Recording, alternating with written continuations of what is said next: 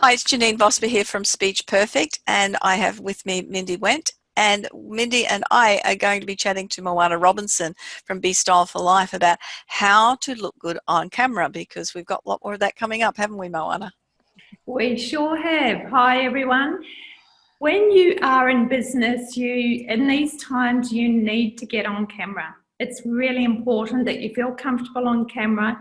And as I always say, if you look good, you feel good. And if you feel good, you look good.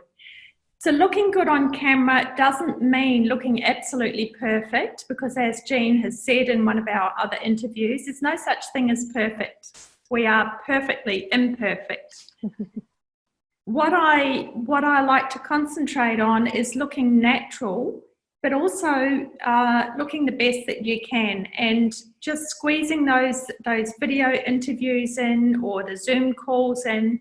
The benefit is that we don't have to drive from place to place anymore. So I'm going on a social group meeting tonight from home, a drinks meeting with the rest of my the group that I'm in, the authors group, and our author writing mentors.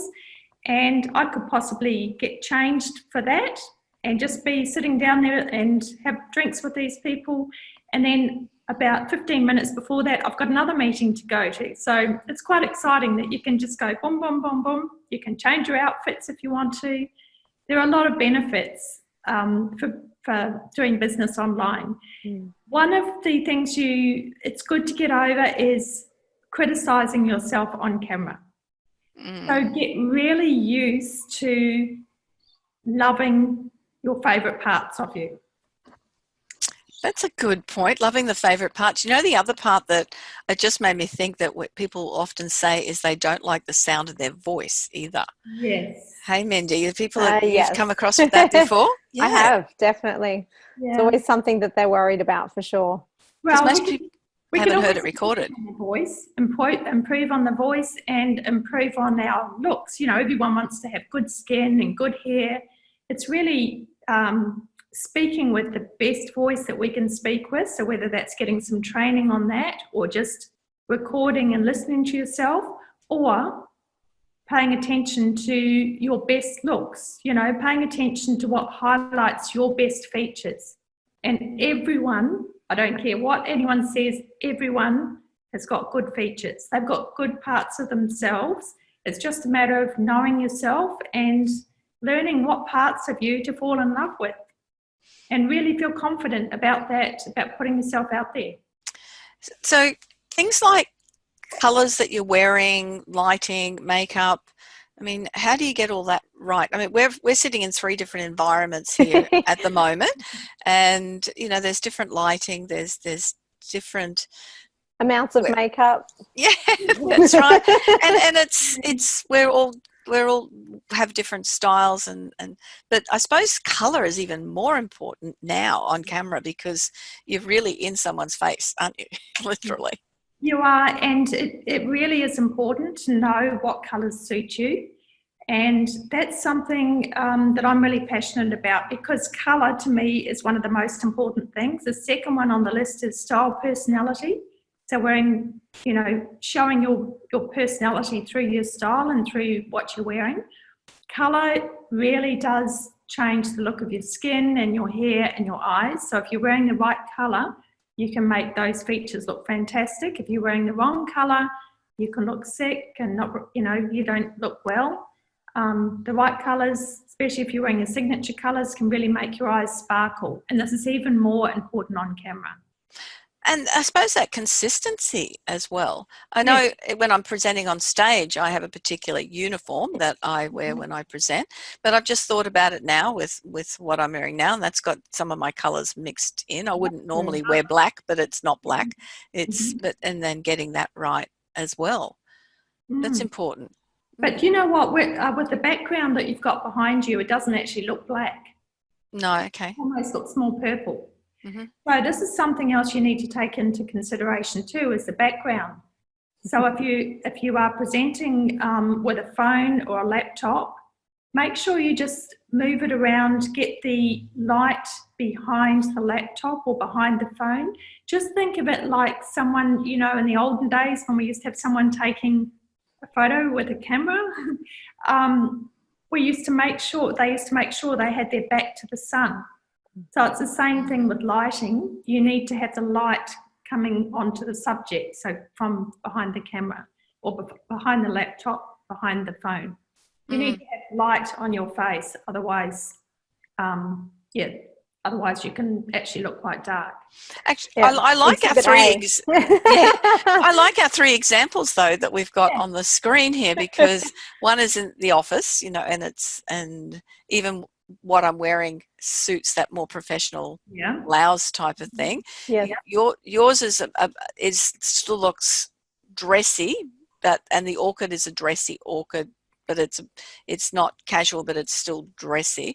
And Mindy has got beautiful artwork behind her, and it's more of a casual sort of look. So we planned this, didn't we? Absolutely planned it. This is part of the home learning for the children. I'm managing those tasks as well. I'm also thinking to myself, should have left the hair out and use that asset. My lamp here, it is here in my face, but it's just not bright enough. So I thought it would be okay. Well, yeah, it's good to have a trial first and just sort of see what the lighting looks like. Yeah. Yes.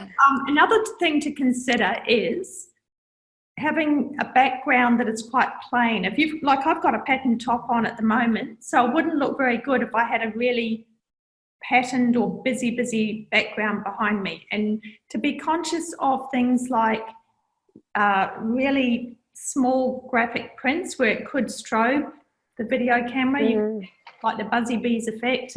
Not so much with the computer, but if it was an actual video camera, that could be a problem. Yeah, the really tight lines do that, don't they? Yeah, and I've even worn a lace top, a bit of lace here, and it's been very fuzzy. So it almost looks like something's been blurred out. Where it's just What about the electronic backgrounds? What's your opinion of those? I'm really not too keen on those. They appeal to me because I love the beach and I'd love to have a nice beach background behind me, but I have noticed that sometimes they can actually distort the edge around the presenter. If they move their head, there's just a little bit of delay and it can look as though they've got some hair going up here or the shoulder going up when it's not really. So yeah, it's all a matter of trial and error. Some people use them and I think they're fun to use.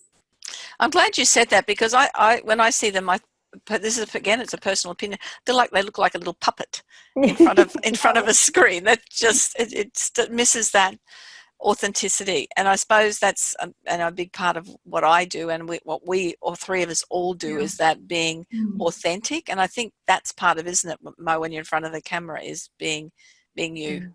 Being real. That's one of the most important things. I consciously wear my brand colours. If I know if I'm going to an event or going to an event online or presenting online, I will keep to something, if not my brand colours, but something that complements the brand colours.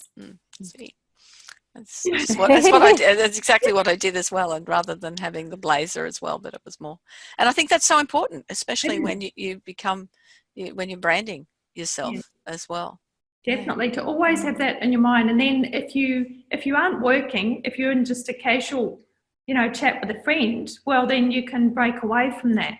But you're not getting stuck in it all the time. You don't want to be at work all the time. So if you're just chatting to a friend online, a Zoom call or FaceTime, then you can break away from the brand colours. But personally, that's what I do to keep it consistent with my business. Well, that's something I can definitely take on board from today. Absolutely. That's good. Good luck, Bob. Yeah.